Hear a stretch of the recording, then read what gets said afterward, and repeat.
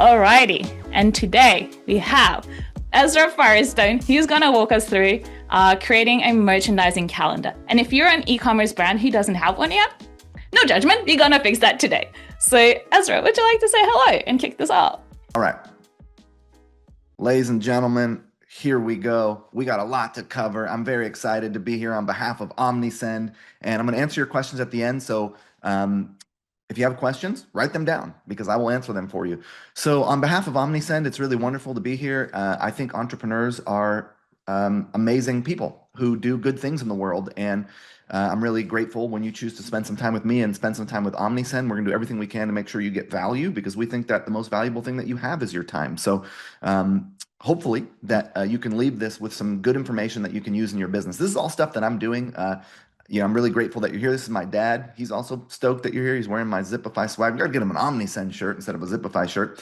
If you don't know about me, I started e-commerce in 2005. This is actually me. When I first started, I was America's #1 mullet wig, Afro wig, Elvis wig, clown wig retailer. I sold that business for about $250,000 in 2012. That's what I looked like by the time I sold the business.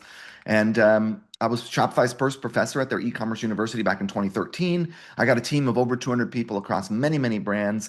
And my #1 brand that I started back in 2008 has just crossed $200 million in revenue of sales of that one brand's products, which is really wonderful. I bought a bunch of brands, recently bought Overtone back in 2021. I have Smart Marketer and Zipify, which is education and software companies. And I sold 70% of my beauty brand back in 2020, which is really wonderful. And with that private equity company, I bought some other businesses. This is Nabaj, very high 8-figure company. I bought into Safe Sleep Cases this year. So basically, long story short is I'm not telling you all this to brag. It's just that in this industry, the way that you share that you know what you're doing is you talk about what you've done. And I've been doing this now for 21 years. And I have built and sold multiple brands. I've built and I currently own and operate many 8-figure brands. And I'm doing this on a day in and day out basis. And it's like, look, I'm nothing special. This is where I lived in high school. I lived in this tree. So I didn't start with money. I had to work a full-time job while I built my businesses. And I've kind of built up over the last 20 years. And the secret really is consistency. It's showing up every day with a positive attitude and taking the next step that you can take in the direction of your goals and asking for help when you need it. And if you're hanging out with people like Omnisend, you're going to go far because it's really just about like not quitting before the miracle, knowing that it's not about what happens this year. It's about what happens 3 to 5 years from now. It takes 5 to 10 years to build something really wonderful. And if you have that outlook, you can be successful. And so, let's get into how to make some money. And by the way, I have a charity called Love Runneth Over in honor of my daughter who passed away. And so by showing up, Omnisend, I'm a brand ambassador. They pay me for that brand ambassadorship. And some of that money goes to support little babies in the neonatal intensive care unit across New York and families who are having children who start out life with struggle and medical complexity. So by showing up here today, you're supporting that cause. So really appreciate that. Thank you for that. Okay. As my intro, let's talk about what are we actually doing? What are we doing as business owners? Well, you might say that we're optimizing our businesses so that they perform better and generate more profit. And it's like, yes, there's a level at which that is true, but there's also a deeper level. And that deeper level is, I think the game is resource generation. As I mentioned, I didn't grow up with resource. I wanted access to it. People who had access to resources could do things in the world that I wanted to be able to do. And then using that resource towards causes that we find noble, which is first taking care of ourselves and our family, and then it's taking care of our community, and causes in the world that are meaningful to us. And so that's the end game with business, is to generate resource. And unfortunately, a job, if you work at a company or a cash flow business that just kicks off cash flow, are not going to be the things that generate true wealth for you. They're really wonderful, and I think you should do them, and I think they're great. However, true wealth creation comes from asset liquidation. It's when you take that cash flow from your business, when you take that money that you make from your job and you invest it in assets. And those assets then appreciate over 5, 10, 15, 20 years. And then you sell those assets.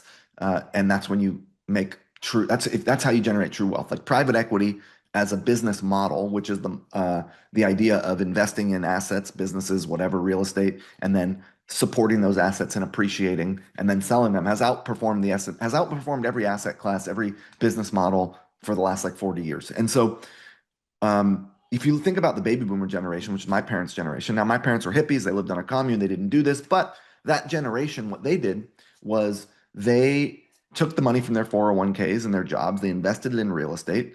That real estate then appreciated over 10 or 20 years, 30 years, and then they sold that real estate, or that is where their wealth comes from, is that value of that real estate. So that's like, that was kind of like generationally how they did it. For us, our assets are our businesses. That's kind of like the way in which we, at least in this community, are building wealth is by building businesses or investing in businesses or supporting businesses and growing. And so we want to create the most valuable business asset possible. And that's kind of like what this presentation is about, is how do you create the most valuable business asset possible? And when you talk about, we're going to get into merchandising calendars in a second, but I just want to give you the context for like, why are we even talking about this? What is the point of a merchandising calendar? Well, it's about building a valuable business. And when you think about a business, what's interesting about an e-commerce business is, if you look at like a $10 million e-commerce business, it's going to kind of break down like this.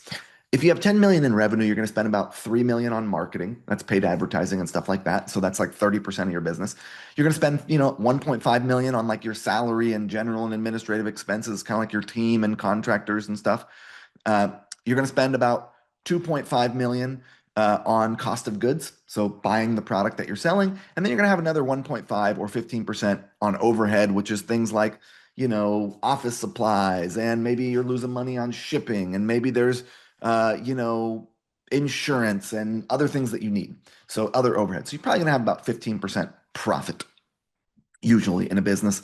An e-commerce business can be somewhere in that 12 to 20% profit range. 15 is pretty good. Anything over 15 is pretty good. So your business is going to be sold for a multiple of that profit. So if you're making $1.5 million in profit, you could sell that for between a 2 and a 5 multiple, depending on whether it's a strategic buyer, a financial buyer, is the business growing, is it declining, so on and so forth. And so when you think about that, why is that important to know? Well, if you have a business that makes $1.5 million in profit, okay, at the end of the year, just throwing out, because that's just easy numbers, you could probably pull $500,000 from that business to pay to yourself, and then you got to pay taxes on that. So then you got $250,000 left that you get to use, or let's call it maybe a little bit more, and then $1 million of it probably stays in the business for inventory and things like that and cash flow and stuff. So if you've got a $10 million business and you're pulling $500,000 out of it, but that business at a, let's call it a low multiple, would sell for a 3 multiple of that 1.5 million. So then you've got $4.5 million in enterprise value that you could sell it for. So that is 500,000. So 2 years, 4 years, 6 years, 8 years. It's about 9 years of the money that you could pull out of the business that you could get for selling it. So the question you ask yourself is, can I run this business for another 9 years at the same or stable, or is it going to grow, or is it going to decline?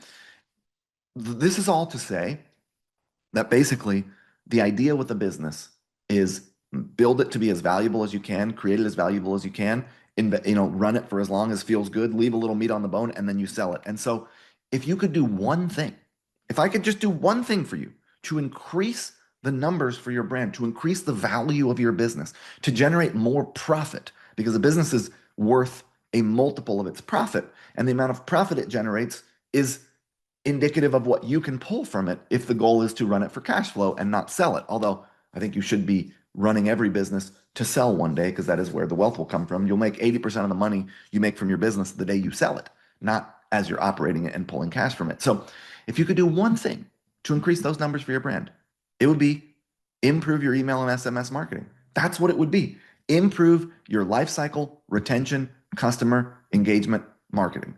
And Omnisend allows you to do that. And so when you think about what your brand actually does, like what does a business do? Well, it comes down to this. You've got a group of people, and that group of people, and multiple communication mediums, ads, emails, SMS, organic social posts, etc. So you have a group of people, you have communication mediums where you can reach those people. And at first, the only communication medium that existed was email. That was it. When I started in 2005, all you could do was email people. There was no social media websites. There was no YouTube subscribers. There was no SMS messages. Like the iPhone hadn't even come out yet. I think that was around 2007 that happened, or 8. There was no pixeled audiences. You couldn't follow up people with ads. You could just email them. And then pixels came around. And the idea behind a pixel was someone would visit your website, and then you could track them and send them messages via advertising when they weren't on your email, on your website, or on opening one of your emails. And literally, you guys, it's hard to understand in today's world. When this happened, we literally couldn't understand it. It didn't make sense. It was like, wait a minute, how do I communicate with someone if I don't have their email? Because email was the only way you could communicate with somebody. And so this was like revolutionary, the idea that you could follow someone around with ads. And it was also extremely controversial. People did uprising against it. They didn't want to be followed around with ads. It was a whole thing.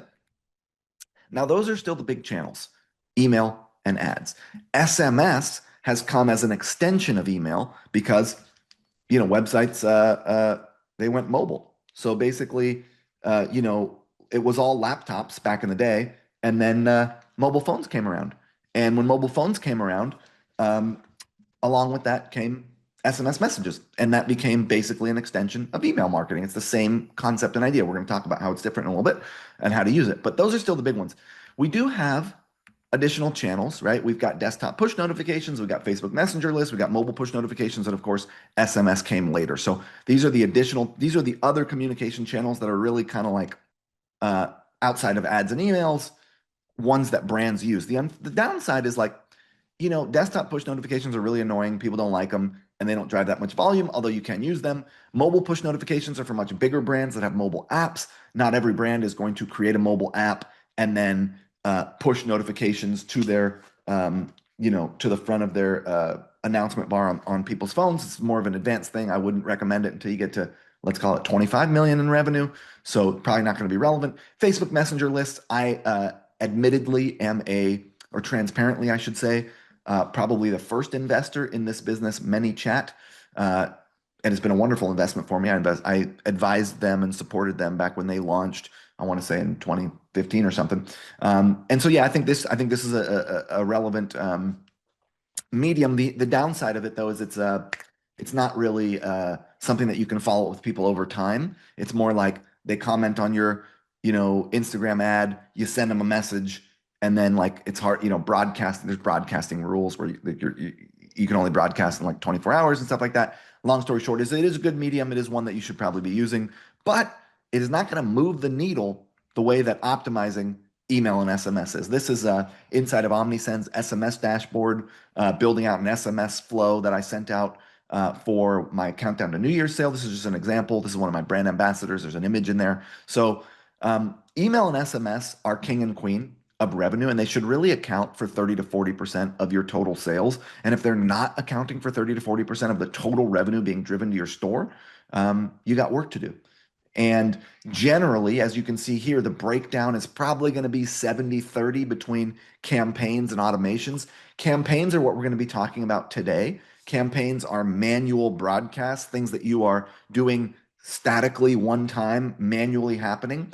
Automations are happening in the background automatically. They're called behaviorally dynamic communications because they're happening based on what somebody does. So if somebody abandons your website, shopping cart, you're going to send them an email and SMS automatically based on that behavior. The campaigns, which are related to the merchandising calendar, which we're about to talk about, are what we're doing manually throughout the year. So the other interesting thing about email and SMS is, Shopify released this data after Black Friday, Cyber Monday, and they said email had the highest conversion rate of any channel. It makes a lot of sense, right? Somebody's on your email list. And I'm going to talk to you about how do you get someone on your email list? What do you do to them outside of the time that you're asking them to buy from you? So merchandising calendar includes so much more than just buy my stuff. The buy my stuff is actually pretty simple. It's what do you do in and around that to make it work? And that's what we're going to talk about today.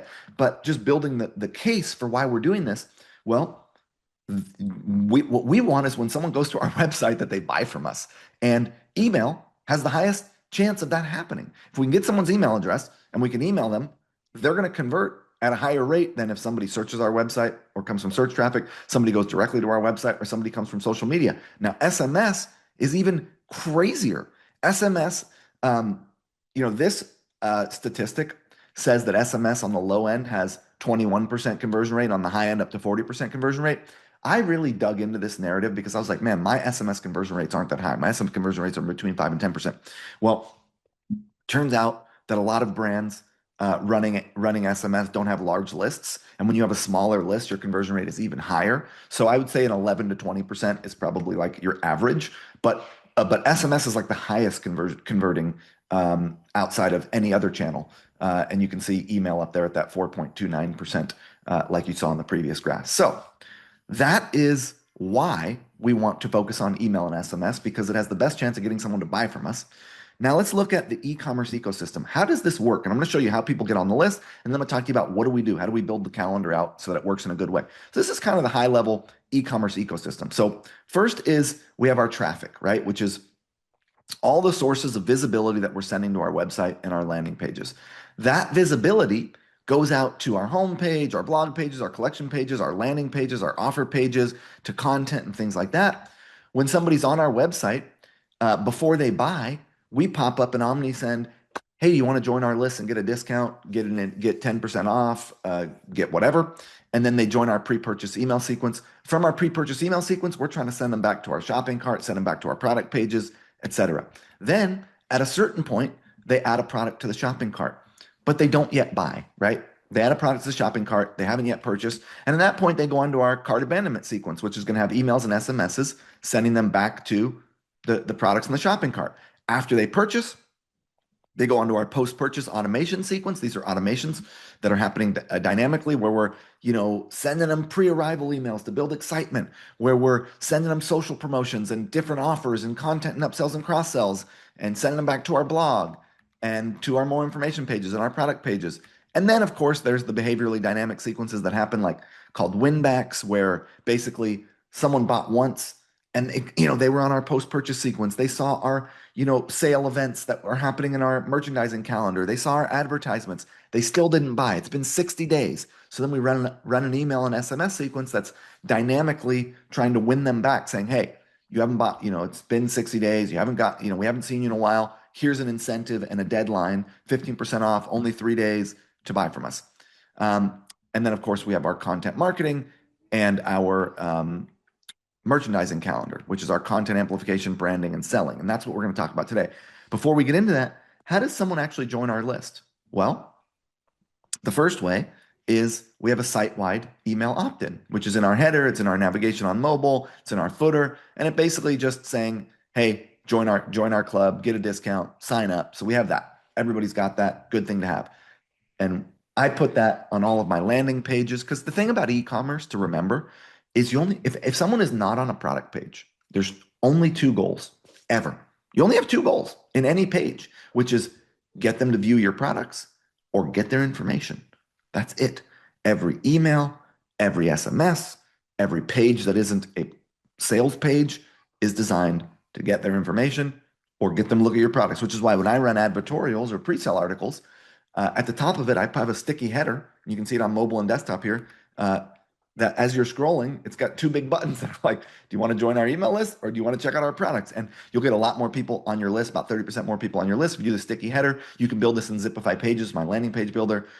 Very simple. So the other thing we have is a welcome pop-up and an exit intent pop-up. So when someone lands on the website, we say, hey, would you like to get a discount? Or would you like to get, I'm going to show you something in a second, a mystery discount. Or when somebody's trying to leave the website, wait, this is built right in Omnisend. Wait, stay here and get a discount and get some incentive to stay on our list. And then you have an email that they can sign up for, SMS they can sign up for. What we found was that the welcome pop-up, so we've tested a bunch of these, but hey, do you want a mystery discount? Sign up here to get a mystery discount. It's the same 10% off, but they don't know that.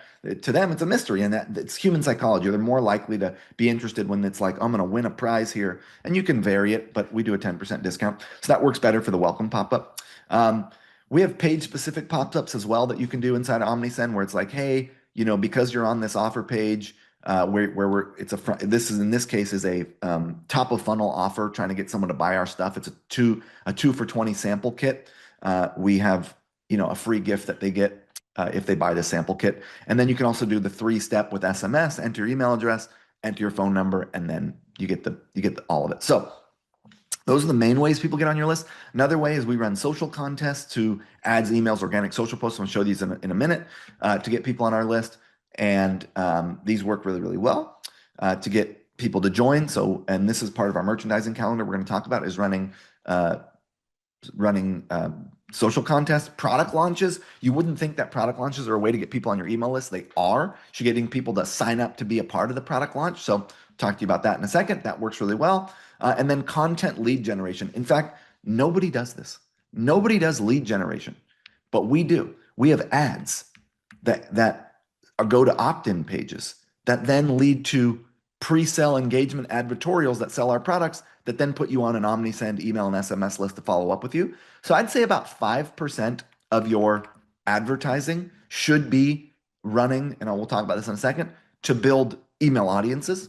And then go to the landing page that you would send someone to anyways. Like if you have a landing page that you're sending someone to from an ad, literally just gate it with an email opt-in and do about 5% of your ads, because some people aren't ready to buy day one, but they will sign up to get a piece of content that they're interested in that is, of course, sales content for your products. And that works really, really well. And then, of course, sale events. People don't do this either, but we build early bird lists for our sale events. We'll talk about that in a second. And during Black Friday, Cyber Monday, especially, you can build a huge email list by getting people to sign up for your sale event. And so we'll talk about that in a second. So hold on one second. My son's outside. Can you guys are just okay. You just it's a little loud. Sorry about that. They're screaming out there. Okay, so 5% of your budget should be spent on lead generation campaigns. So all that is to say, let's talk now about merchandising calendars. That's a little bit about like, why are we doing this? How does it fit into the big picture? How do people get on our list in the first place? Now we're assuming you're hanging out with Omnisend, you have an email. It doesn't matter if you have 50 emails, 500 emails, 1,000 emails, 50 SMSs, 500,000 SMSs, millions of emails and SMSs like my brands, doesn't matter. If you are not promoting and advertising to that audience at least every 4 to 6 weeks, you're not making as much money as you could be. And you're not being a good steward of your brand, because like, why are you selling products? Well, you're selling products so that you can have more money to pay your team, take care of your family, make your products even better, serve your customers. It's like you must promote far more than you think you should. And when you're running these merchandising events, you need to promote far heavier than you think you should, as we're going to get into in just a second. So these are just some of the this is just an example of a merchandising calendar. We're going to get into it. So like, what is a calendar? Well, it's your revenue architecture. So it's when your big pops of revenue happen throughout the year, and you want to plan it out that way so you know when big revenue is going to be coming in. It's offer sequencing. It's making sure that you're promoting the right things at the right time, which we're going to talk about in a second. It's controlling your inventory. It's a way to move through inventory that maybe like I sell lotions and potions in some of my brands, and those things expire.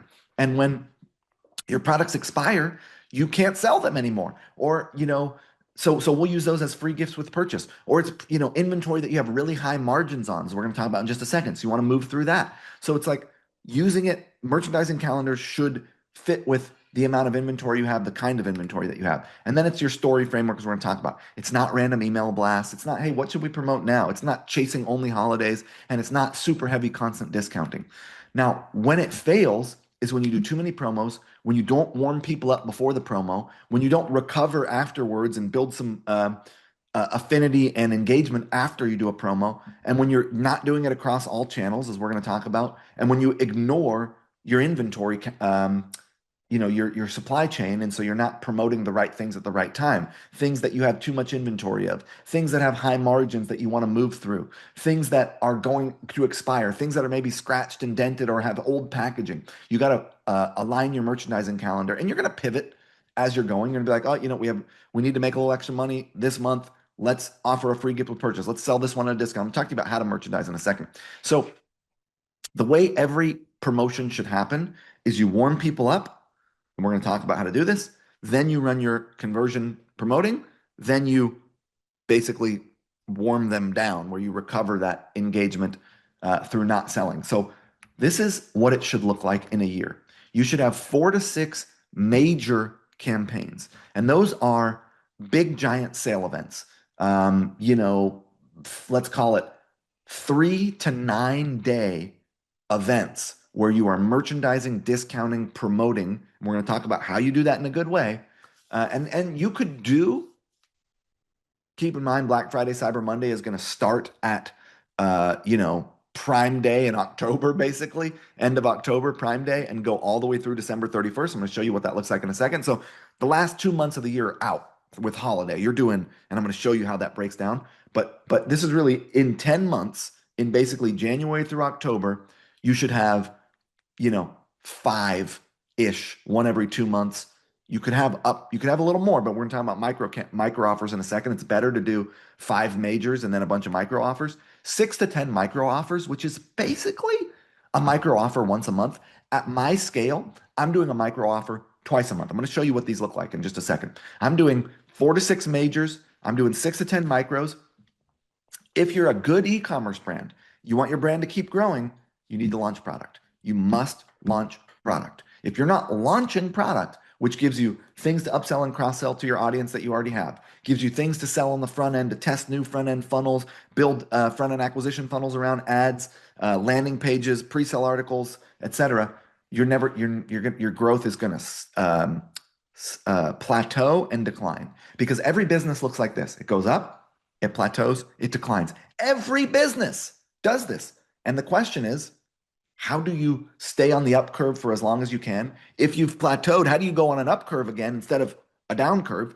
And the way to do that is with merchandising calendars and product launches, to make sure that when you're going up, you stay going up, or if you've plateaued, you start to go up again, or if you're going down, you come back up. So 2 to 4 product launches, ideally, if you possibly can. And I'm going to show you a way to do it without making something new. 2 to 4 social contests, which is basically once a quarter, which is a giveaway or something like that. 5 to 150 or more pieces of content, which is articles, videos. We're going to talk about what those are, how you do the content. We're going to talk exactly about that fit in and around your major campaigns, your micro offers, your launches, your social contests, and then 5 to 10 live events. If you're not doing live events, you got to start, because they're the most engaging thing on the web right now. And the goal, look, I don't know if I touch on this later in the presentation, so I just want to tell you right now. Right now, unfortunately, whoever wins attention wins capitalism. So the reason why when you go on social media, it's all like negative, scary stuff, is because what the algorithms have figured out, Facebook figured it out, Google figured it out, they all figured it out, YouTube, is that if they can scare you and anger you, then they can keep your attention. And they make money when you're paying attention to them. And so they can run ads to you and stuff like that. So you as a brand, your job is to take this group of people who are sharing a collective experience. And in my case, it's like in one of my brands, it's like women over 50 who are sharing the experience of aging, and everyone telling them that that's bad and wrong and anti-age and anti-wrinkle, who are all experiencing, their hair silvering, their skin, their hormones shifting, everyone treating them differently, and then everyone trying to sell them anti-age stuff. And it's like, my job is to engage with that group of people who are sharing that collective experience through content that is relevant to their life experience, that's interesting to them. And one of those things is live events, with I'm about to talk about in just a second.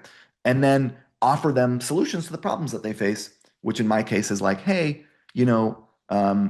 maybe we could approach this idea of aging as it's not bad, as your life just gets better over time, and that we could reclaim cosmetics as a venue for celebration rather than fear. And that if you're worried about under eye circles, well, here's a product that solves that problem that you have.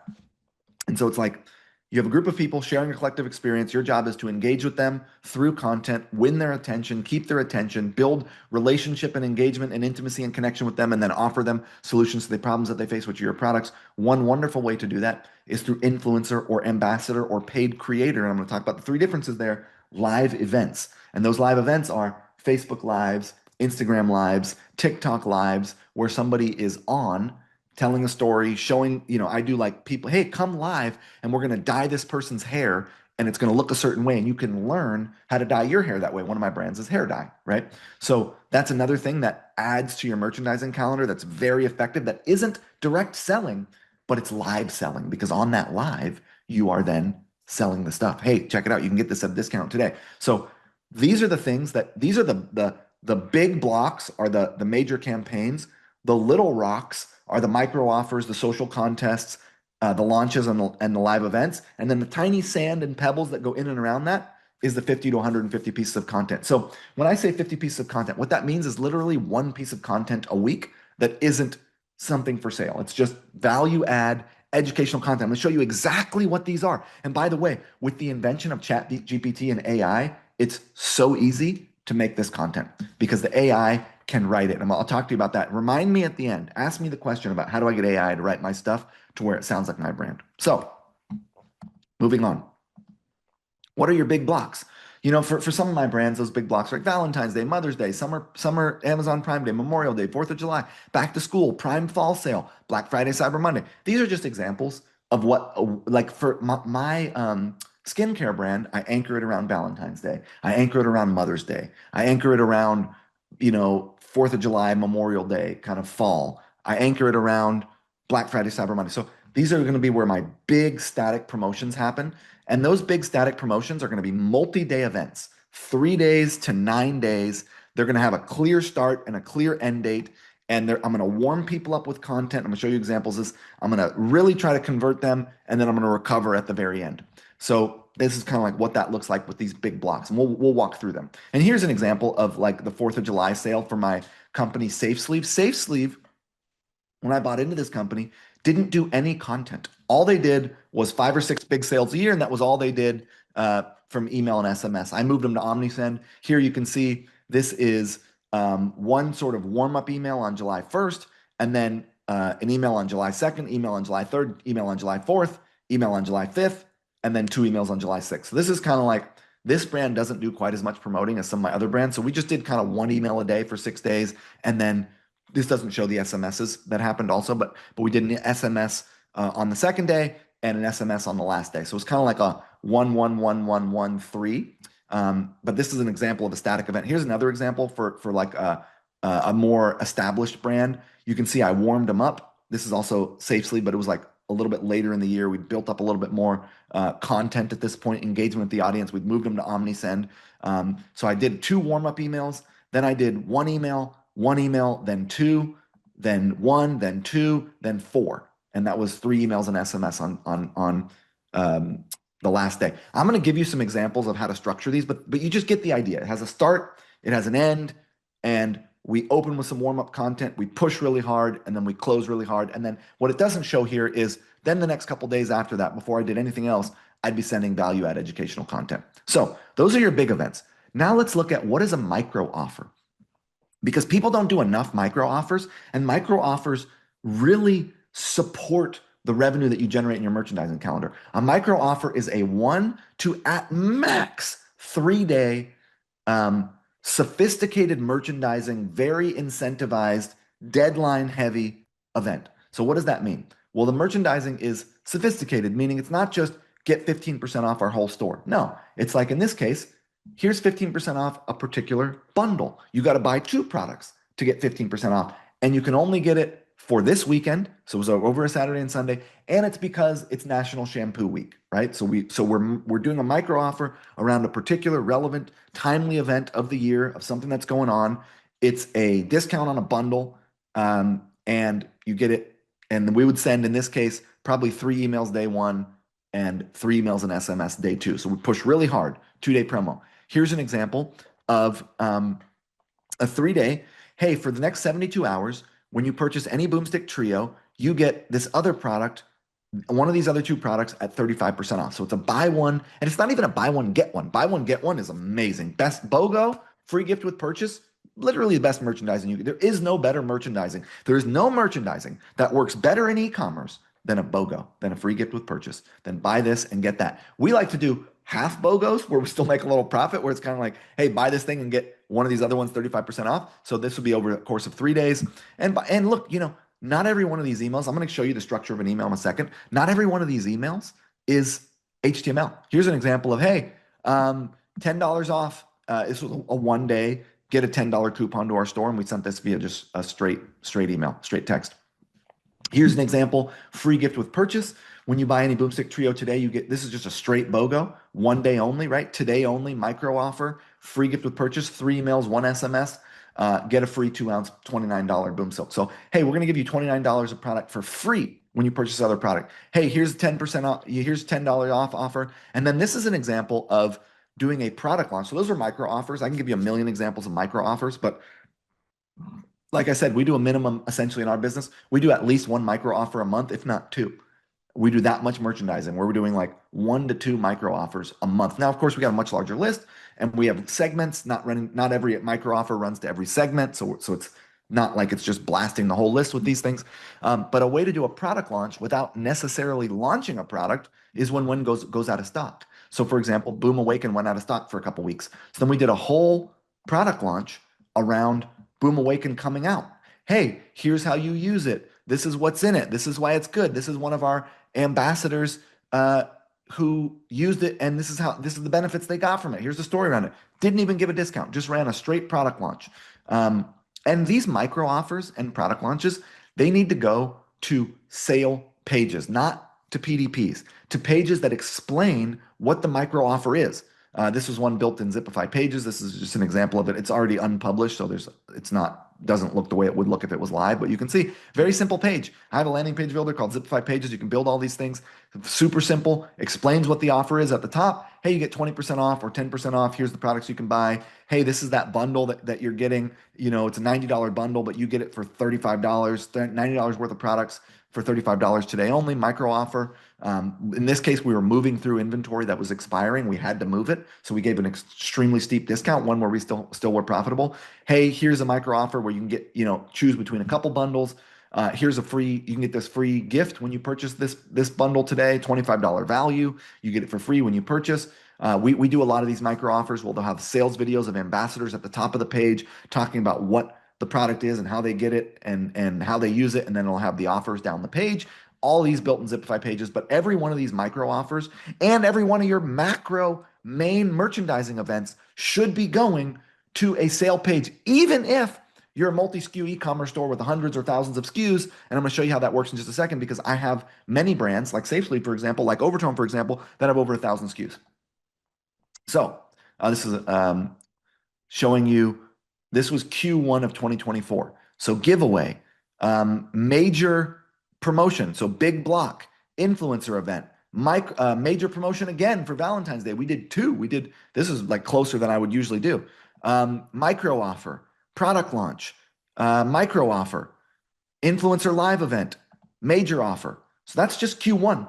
You can see these are and then this obviously doesn't include the content that happens in and around that. But as you can see here, this is a little example of the content. This is January, the first 9 days of January this year. So January 1st, we do a countdown to New Year's sales. I'm about to show you in just a second. We continued the sale. Then content, ambassador, content, tiny little micro offer, but content disguised as a micro offer. So basically, nothing but educational, engaging content to build a relationship that's interesting to our audience. Of course, all this content is posted on our social, is amplified on our social, is posted on any other channel we have, etc. So when do you use SMS? So for your big events, you're going to want to use SMS on the first day, in the middle, and at the end. That's kind of how I do it. So if I have a big event, it's a Valentine's Day sale, day one, you're getting an SMS. In the middle of the event, you're getting 1 to 2 SMSs. At the end, so the last day or two, you're getting a couple SMSs. For the micro offers, usually we'll send one SMS. Like if it's a 3-day thing, we'll send one. You can do it for an open and a close, but usually with a micro offer, you're getting an SMS and then you're getting mostly email. And then for our content that, so like the big rocks, open, middle, close, the little rocks, open or open, close, and then the pebbles, the sand, the daily, weekly content, usually you'll get an SMS once a week with whatever the best performing content was that week. So your content fills the gaps around your big promotional events. And I'm going to give you an example of Black Friday, Cyber Monday, because it just, shows all this stuff in such a great way. It explains all this. It gives you context and examples for everything I just explained in a really wonderful way. So I'm going to show that in a second. But what kind of content should you use? Well, the best kind of content, there's several kinds, but trust builders. Okay, I'm going to give you the high level concepts. Now, I mentioned ChatGPT. So what I would recommend doing, upload into, you can build a custom GPT. You can YouTube how to do this, and you can upload into it every email you've ever sent, all your product information, all your customer support tickets, every question that's ever been asked, every answer that's ever been given, every ad you've ever run, every blog post you've ever published, everything can be put in there. And then you can say, hey, based on all this, this is the kind of voice and tone we want to have. You know, you're the world's best copywriter. You've studied every copywriting book. You're telling ChatGPT this. You can give them a good prompt. And based on everything about our brand, and these are the other brands that inspire us that we want to sound like and be like, okay. And then you can have it start making content for you based on that knowledge database and what you want it to create. And then you can edit that content. So you can get a lot of really good written content in that way that you can use for your promotional events and also for your content on your blog. And there's other ways to get blog content we're about to show in a second. But by the way, you can use Zipify Pages to build your blog. Zipify Pages builds blogs. So all these pages you're seeing are built in Zipify. So the trust builder, the goal is to build trust between the brand and the consumer. That's it. And this is an example of like, hey, this is the ways in which we're doing sustainability. Here is like, hey, look, we don't want if you're going to dye your hair, you want it to last as long as it can. And this is how you make it last. If you're going to buy our products, it's like building trust. We want you to get the most out of our product. And some good examples for trust builders are like any social proof, customer case studies, testimonials, any science or anything that's been done that proves your product was made in a good way. Manufacturing process transparency is the best. This is how we make this thing. This is where this thing is made. This is why we made it this way. Anything like that works. Any honest communication about any facet of your business, brand identity affirmations. We're going to talk about those in just a second. So that's trust building. Then there's interesting content, which is content designed to engage somebody. Educational, timely events, things they're interested in, current event analysis, tips, tricks, and market-related blog posts, content related to the ownership benefits of the product, funny memes, curated content. I have a brand owner in my mastermind, and all they do is curate content. They go find YouTube videos that are relevant to their market, and then they basically post those on their blog. They copy them on their blog, and they say, hey, this guy sells knives. I use this example a lot, but he's like, hey, here's a cool video of Emerald Lagasse using the bear claw knife technique. And by the way, this is the knife that you would use to do that in our lineup. So they're kind of like just curate other people's content. Your take on someone else's post, anything like you making, like anything that you can, where you can take a stand and be polarizing and have a viewpoint as a brand or as an individual or as a brand ambassador. Like people want to know what you think, where you stand. So any topically relevant articles, any topically relevant videos or interviews or blog posts or anything that you can create that's relevant to what's going on in your niche, or interviews or user-generated content as well. Pre-sale articles that entertain, they educate, they build desire for products. I do mostly listicles, essentially, as like my main kind of content that I do is listicles because they just work so well, especially with the invention of ChatGPT. Every product I have, every single product has a listicle, like you can see here. 10 reasons why this guilt-free iced coffee is taking over in 2025. 50,000 women have made their beauty routine into these 3 sticks. So I like product-focused listicles as well as content-focused listicles. So we'll get into some content ones in a minute. But cross-promoting, so getting people from email to go to Instagram, getting people from Instagram to go to Facebook. So using your emails and SMSs to get people onto other channels, really good. And then this is like article and video content that is relevant to the life experience of the user that they're interested in. Brand identity affirmation is like where you are taking a stand. You're saying, this is what I believe. And you know that your customers believe it also. So like we believe in taking care of the earth. We believe in taking care of animals. We believe in whatever. We believe that, less is more as you age and you don't need 50 cosmetic products. You only need one. We think that powder-based cosmetics are not good. That's controversial brand identity. Any kind of brand identity that you can affirm that you believe in that then your customers also can sign up for that philosophy, adopt that viewpoint, or they already have it, is really powerful. And then user-generated content, getting your customers to write poems, getting them to send you videos, getting them to send you stories, anything you can do, product demonstration videos, any kind of UGC that then becomes your ads, becomes your all this stuff. Here you can see on the left, this is a Facebook Live. On the right is a product launch. So you can do that too as your content. You can say, hey, maybe you never heard about this product, want to introduce you to it. And here is a paid creator going through a 4-step routine. These are all listicles, right? 5 tips for allergy sufferers, this woman's experience, how she used it, 3 reasons why we're a game changer, debunking myths. Myth busting is a great kind of content. Us versus them works really, really well. Here's why we're better than the competition. Here's why we're better than the category.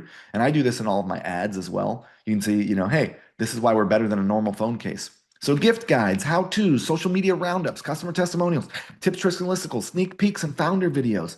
Any of that kind of stuff is really great. So that's the content that fits in and around your merchandising calendar of your big block, big rock, main sales, your micro offers, your product launches, your social contests and giveaways, and your influencer live events. Those are going to be the kind of and you could come up with others. These are just the big rocks of all my merchandising calendars across my brands and my masterminds brands, but my mastermind members, brand owners. So when we look at Black Friday, Cyber Monday, it gives us a good real world example of this. So there's a lot of phases, right? There's the Prime Fall Day sale. There's the early bird, early November before everybody has started selling it. We're saying, hey, it's going to happen. It's going to be the best thing ever. This is going to be the merchandise. You're going to get a free gift with purchase. Sign up to be the first to find out about it. Then we're coming out early before actual Black Friday, Cyber Monday and giving people a chance to buy before their inboxes are flooded. Then we're going actual Black Friday, Cyber Monday. And we've got different merchandising, different content. We're doing a product launch. Then we're coming around at, countdown to New Year and we're doing more. So the key here is when you're doing a merchandising event, you want to hit the peak days. And those peak days are going to those are the open and close of your sale event. In this case, I open early Black Friday, November 12th. Then I have actual Black Friday, Cyber Monday. Then I have Green Monday, which is the last day you can purchase and still get a discount, still get it in time for Christmas. And then I got my countdown to New Year, December 26th, December 31st. On every one of those peak days, I'm doing 3 emails and 2 SMSs, and I'm doubling my ad spend. Quick note, micro offers have no paid advertising. The big blocks, those big sales that are 3 to 9 days, those have paid advertising on all your channels supporting them. Your micro offers don't have that. One thing to know is that if you're going to run a merchandising event, you got to be doing upsells and cross sells throughout the time that you're doing it. And what I like is basket builders. So basket builders are products that are relevant to every one of your products that have very high margins. Like this product has a very high margin for me. Same with this product. And you're using,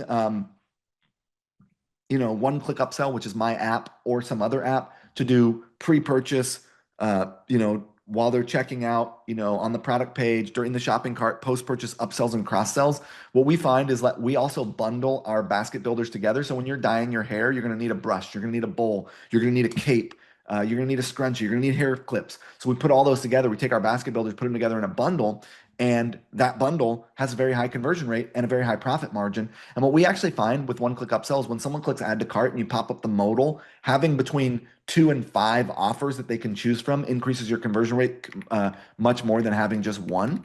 The problem with this business, I actually only have one real relevant thing to sell them, which is a cleaning kit or a countertop caddy. So I offer those 2 things. The other thing is that you must, if you want to increase your average order value, if you want to sell more, if you want your merchandising events to perform, create bundles and put them at the top of your landing pages. Bundle your products together, give a discount, and then offer the merchandising discount on top of the bundle discount. So we put all our products together, we bundle them, you get 5% discount if you buy the bundle, but because it's during the sale event and the sale event's 15% off, you're going to get 15% off that already discounted price. So you end up with almost 20% off total. So put your bundles at the top and you can see how many bundles we sell, how much money we make from bundles. And the merchandising for your big events is very important. We like to do threshold when across all of our client accounts, the best kind of merchandising outside of free gift with purchase is that threshold discounting. So that is like buy more, save more. Spend $75, get 20% off. Send $75, get 25% off and get a free gift with purchase. And we have these special bundles that are available that are going to have order bumps attached to them that you can use the 25% off to buy and a rotating deal today. And then of course, in and around, because it's such a long merchandising event, this is the other thing I didn't mention is that when you are, and I'm going to show this in just a second, when you're running these merchandising events, these that have a start and a stop date, not every email is just buy my stuff. One email might be like about a specific product. One email might be like, hey, look at these people on TikTok who are using this product. Oh, by the way, everything's 25% off right now. One email might be like a pre-sale article about the product or one of the products that then it's like, so the emails can be your content emails as well in these merchandising events. Of course, they all lead over to pages that then would lead to the sale page or that are the sale page in itself. So then with Boom, we don't do quite as much merchandising. It's just 20% off or 15% off with free gifts, special bundles we'll create, order bumps we'll have, etc. So we'll launch new items during the Black Friday, Cyber Monday period. We'll repeat the merchandising we did for Black Friday, Cyber Monday at Countdown to New Year. But when you are running a merchandising event, buy one, get one, site-wide discounts, live shopping discounts, free gifts with purchase, single item promos, limited time bundles on a discount, discount thresholds, as you can see in the bottom right-hand corner of this slide, subscribe and save, free shipping over a certain dollar amount, deals of the day, new item launches, extending the sale by a day. Hey, guess what? I'm going to talk about this in just a second. Sales extended by 2 days. Get it now because people missed out. We do that a lot. So your merchandising is the most important thing. There's the merchandising calendar, which is what are you doing when, but then there's the specific merchandising you're doing in each sale event, which is not just get a certain percentage off. It's got to be more sophisticated than that. When you are running a sale event on your merchandising calendar, you want it to be across all your channels. You want to put it on your social shops. You want to run your Google ads that show that you have the discount active, which is really easy to do because you can just set up a promotion in your Google ad, give it the link that you want it to link it to, which is going to be your sale page, and then every one of your Google ads is going to show that that promotion's happening, and then you just turn it off once the promotion's over. You want it to be available on Amazon at the discount during the promotion. You want it to be posted to your organic content during the promotion, and then your ads and emails and organic social posts are going to go to your holiday or your sale page, whatever your sale page is. That's going to then lead to your individual product detail pages, to your shopping cart where you make a sale. And then, of course, we're doing email and SMS automation on the back end through Omnisend to try to upsell and cross-sell people even more. And we've got upsells and cross-sells happening on the product page, in the shopping cart, and post-purchase throughout. Now, quickly, what elements? Notice that we've got a Johnson box at the top of the page. Every one of our offer pages, the bundles are going to be at the top. In this case, this was an offer, evergreen offer where we're giving 10% off. And so we've got the core bundles at the top at a discount. So on your offer page, there's going to be some elements that you want to have, and I'm going to walk through these.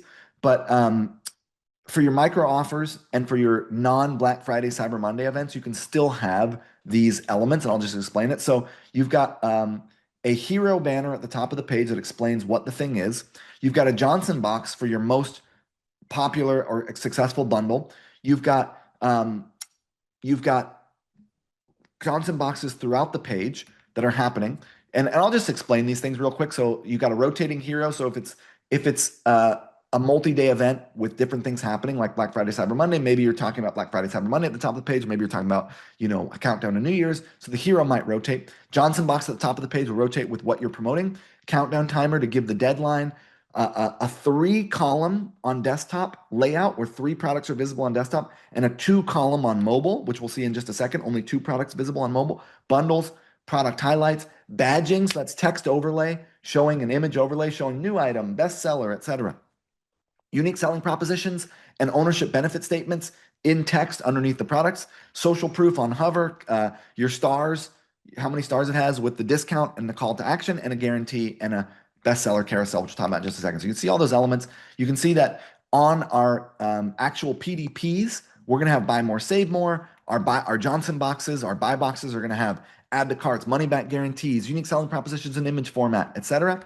And then for a multi-SKU site, you're going to notice that I have the merchandising at the top. Then I've got like my bestseller bundle, and then I've got a navigation to the different categories. Hey, go get this set, go to this particular category. And then I'm going to have ads for every one of these events, every one of these sale events. In this case, it's easy to show Black Friday because you start with Black Friday ads. Then you show the merchandising. Hey, when you buy during Black Friday, you're going to get a free Boom gloss.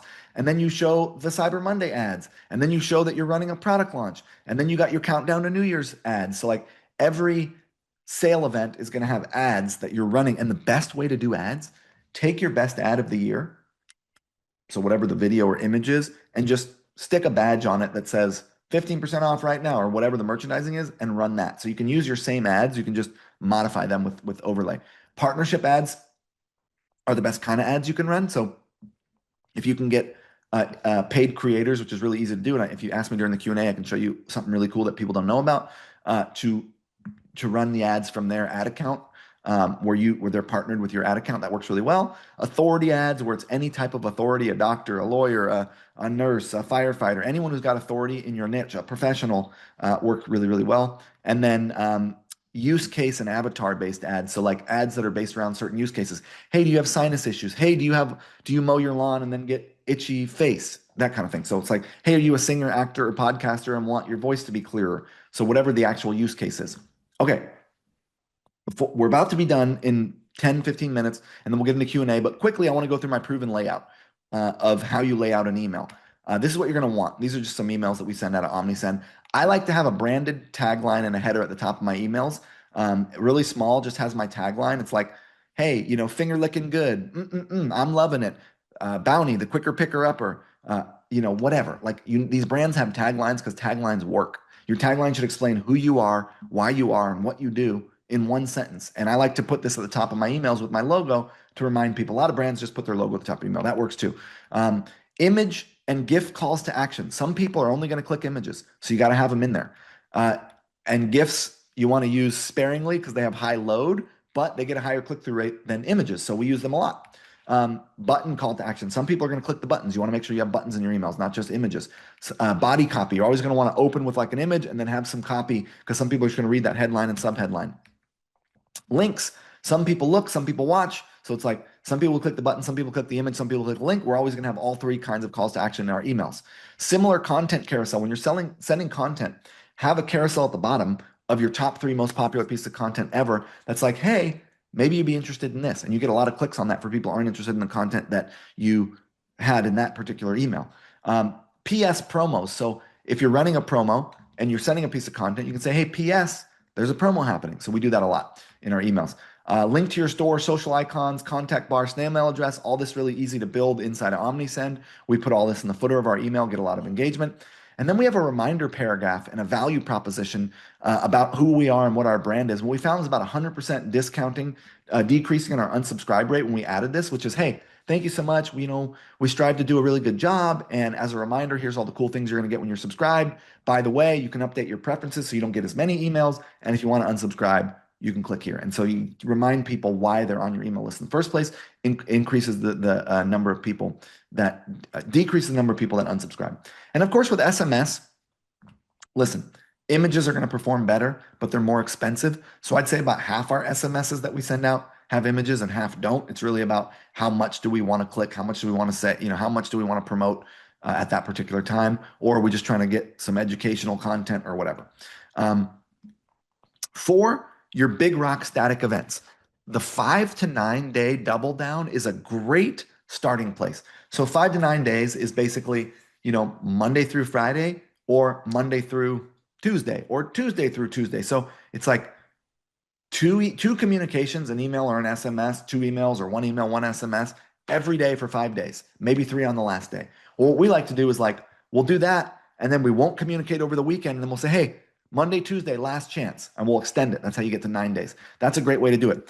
The 2-2-2-3 works really well, which is a 3-day, minimum, kind of like minimum viable merchandising event. 2 emails and an SMS day 1, 2 emails day 2, 2 emails and an SMS day 3. So you could do a 2-2-3 or a 3-2-3. Works really well. The 1-day triple down, this is kind of like the 24-hour micro offer, which is basically email in the morning, SMS in the afternoon, email at night. And that's kind of how we do those. Don't sleep on Shop App, by the way, because I was showing you how to put your discounting across all your channels, but a lot of people don't use the Shop App. And the Shop App is like, Shopify is investing $100 million into building this app. They want this to be like Amazon, where you log into Amazon app on your phone. You can buy from all the merchants. It all shows up in one order. You get all your notifications in there. And you can track your shipments in there. So Shopify is like incentivizing people to use this by giving them cash back. It's only probably 1 to 4% of your total revenue at this point, but it's going to grow because they're investing so much in it. And it's how they're going to compete with Amazon. You could buy from a number of shops all together at one time, or you can see them all in one place. And so do this all across Shopify app. So again, what this should look like: 4 to 6 major campaigns, 6 to 10 micro offers, 2 to 4 launches, 2 to 4 social contests, 5 to 150 pieces of content, 5 to 10 live events. That is what your merchandising calendar should look like. what I wanted to give you today was instead of like, here's a template that you can fill out, here's, an exact, uh, you know, campaign itself of what to send day one, day two. It's like, look, you have AI now. AI can write that for you better than I could even teach it to you because AI has all of everyone else's examples. So what you need to understand is what is the strategy? Why are you doing it? How should it all fit together? What should be the communications? What should be the kind of merchandising you should do? How should it all work? And because the idea is like people say take massive action, but no, don't take massive action because if you take massive action in the wrong direction, you're going to go 6 miles in the wrong direction. So now you spent all the time to go that way. Now you got to come all the way back 6 miles. Now you're back to where you started. Then you can go in the right direction. So what I want to give you is directionally accurate, showing exactly what I'm doing in my businesses so that you can do this and build it in a good way, in a positive way, in the right direction and start. And look, you don't need to do all this. You could do 1/10 of this and it will work.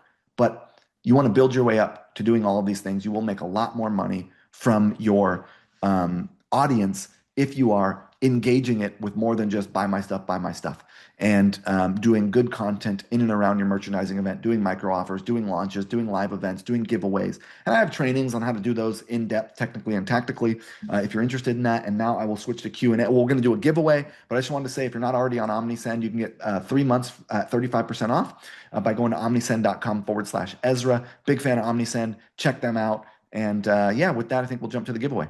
Ezra, thank you so much. I was just like nodding the whole time, having worked with e-commerce founders as well. I was like, yes, yes, yes. This is all so good. What a privilege. Thank you so much. Alrighty, everybody. We're gonna do a giveaway now. So thank you everyone for staying. The rules are simple, everyone. Pay attention.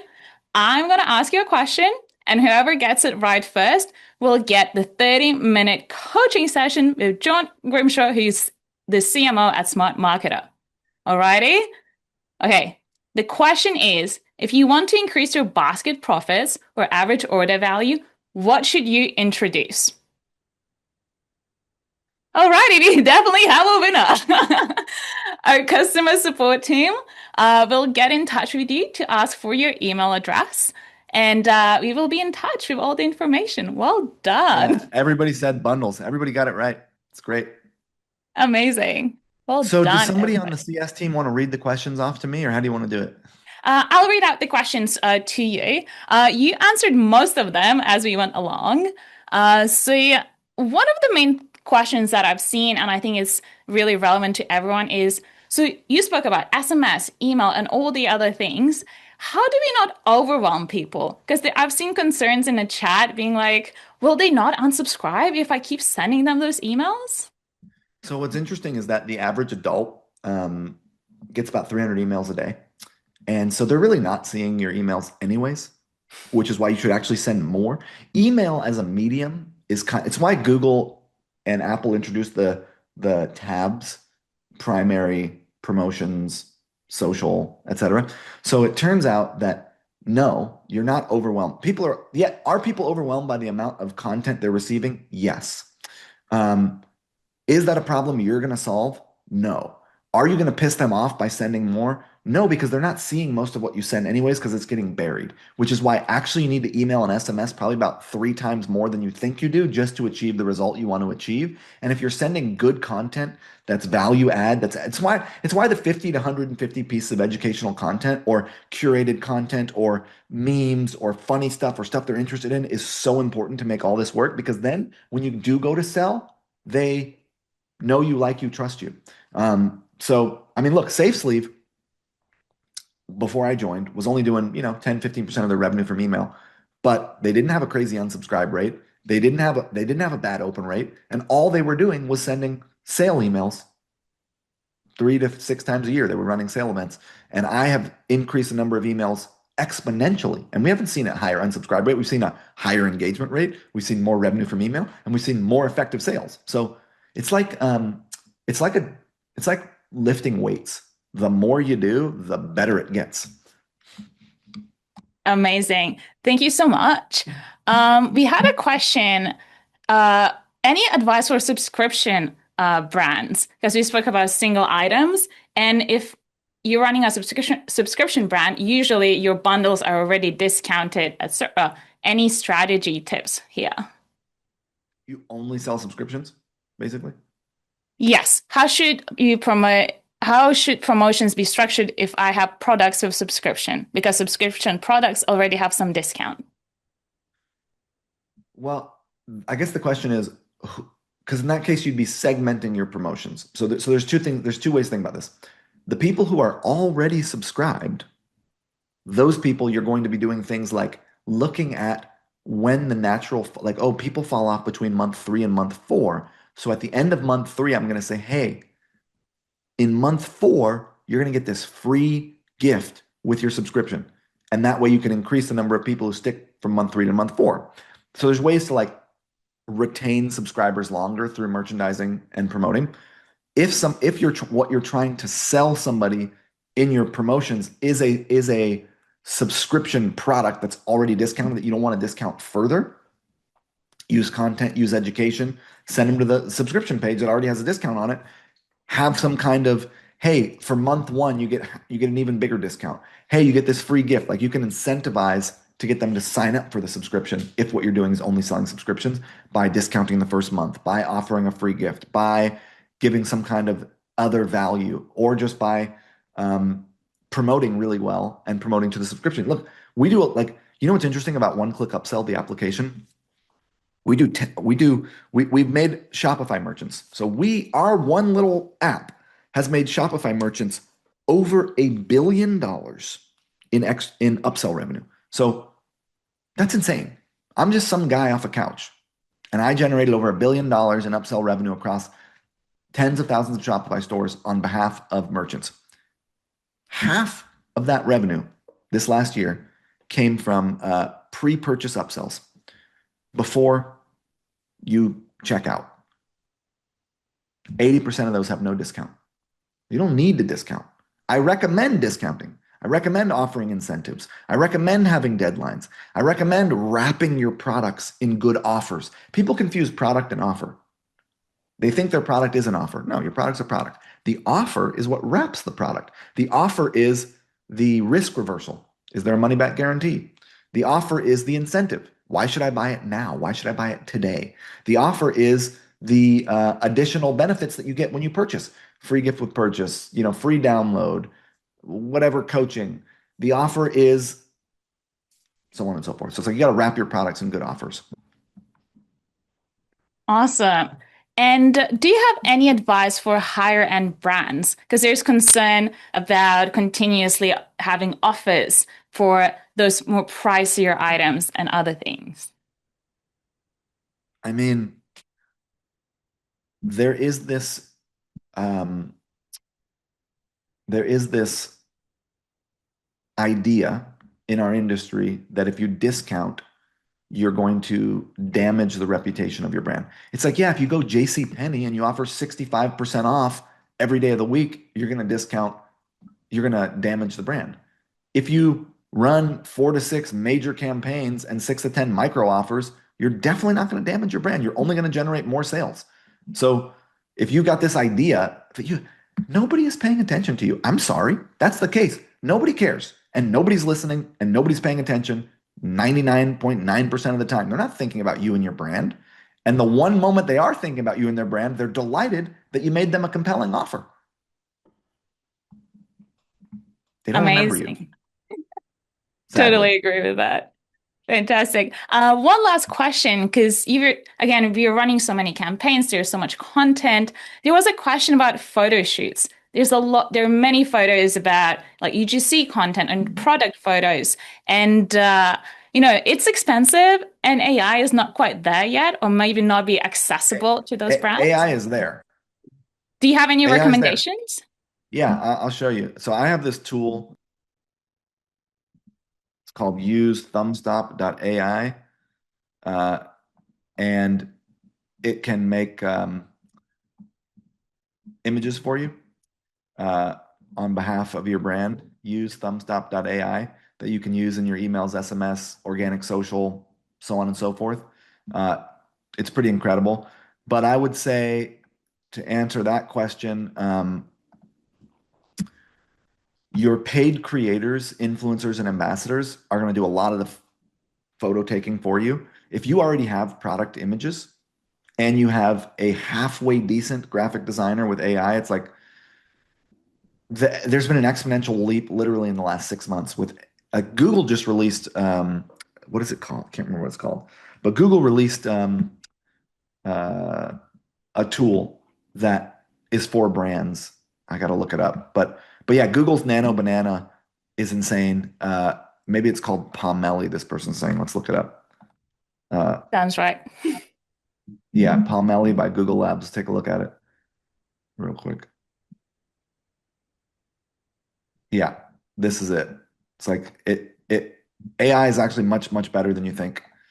Uh, so yeah, I'm not gonna worry about this at the moment. But yeah, I think you as long as you have product imagery, you can do a lot with influencers, ambassadors, and AI. Fantastic. Alrighty, everyone. Just a reminder, you will receive the recording and the slides as well in a couple of days. You'll have all the assets that we shared. And Do me a favor if you're on yeah, Instagram and get a picture and post it for me on wherever social media you're on, and we'll do I'll tag you and you'll tag me. Hopefully somebody did that. Um, hopefully. Awesome. Guys, we'll do another one of these. I love Omnisend. Check them out. If you enjoyed this, hopefully you got some value out of this. Hopefully it was useful to your brand. And if you enjoyed this, to email Omnisend, please. Tell them you enjoyed this. Tell them you want to do another one because if they know that you guys are getting value, then they'll ask me to come back and do it again. So thank you for your time and rock and roll. Amazing. Thank you so much, Ezra. Thank you, everyone, for joining us. We'll see you again soon. Bye.